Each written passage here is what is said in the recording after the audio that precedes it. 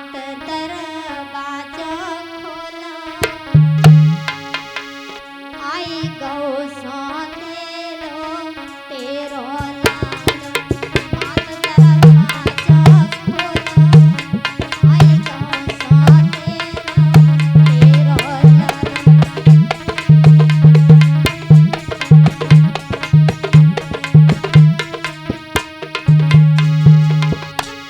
कहीं तूने भजन नाई कियो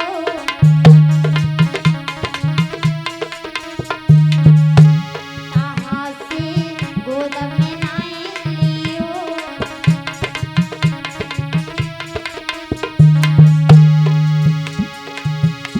क्या बोलो मुख से बोलो क्या बोलो मुख से बोलो आई गौ सो तेरो तेरो लाल मात दरवाजा खोलो आई गौ सो तेरो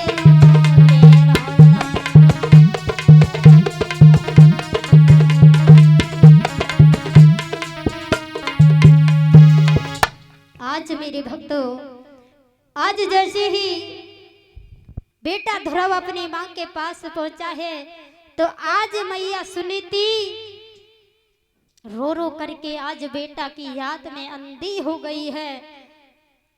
बेटा ध्रुव कहने लगा है मां मैं तुम्हारे पास आ गया और मुझे परम पिता परमात्मा की भी प्राप्ति हो गई। मैया ये मां ये तूने अपना कैसा हाल कर लिया है।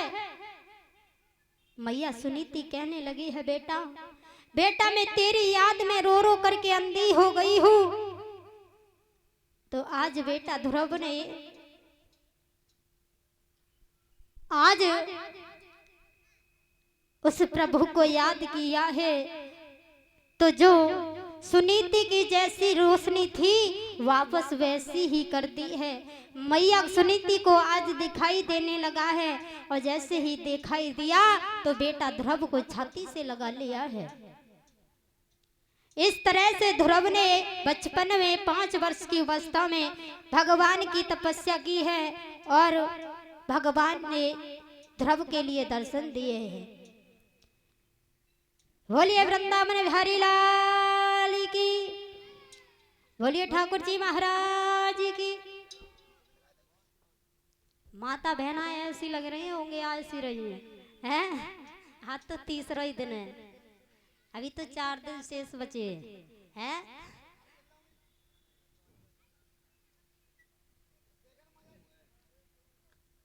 आइए देखिए सुनने सुनाने वाली बात है। एक समय की बात है कि एक बेटी थी। उस बेटी का पिता गरीब था तो गरीब पिता ने अपनी बेटी की शादी कर दी है, पीले हाथ कर दिए हैं। लेकिन पिता गरीब होने के कारण, दहेज न देने के कारण आज बेटी ससुराल में रह रही है। तो ससुराल में रह रही है तो सभी उस बेटी के लिए ताने मारते हैं, कहते हैं बेटी किसी से कम नहीं है। लेकिन पिता ने जब शादी तो कर दी है लेकिन उसके पास में इतना पैसा नहीं है कि मैं अपनी बेटी के लिए वापस दोबारा फिर बुला लूं। तो आज बेटी ससुराल में रह रही है और उसे स्याही ढूंढती है तो स्याही नहीं मिली है। तो उसने एक ब्लेड लिया और ब्लेड से हाथ को फाड़ा है।